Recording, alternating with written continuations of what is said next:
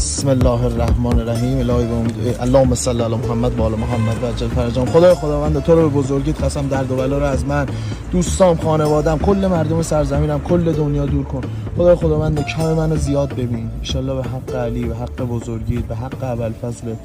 یه زندگی لاکچری، یه ماشین خارجی خوب، یه خونه خوب به من ببخش خداوند. یه ویلای خوب تو موتلقو به من بده انشالله، به حق علی آرزوامو برآورده کنی. اللهم صل علی محمد و آل محمد. خدای خودت و بزرگیت.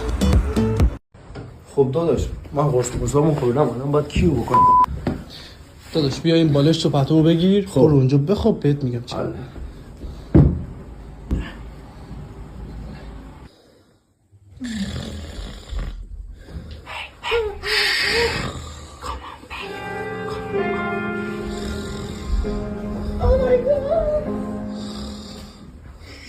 خسته و در به در شهر غمم. ما تهران زندگی میکنیم، اینجا برای کارپست بازیاشون هر بار دنبال یه اسم شیک میگردن.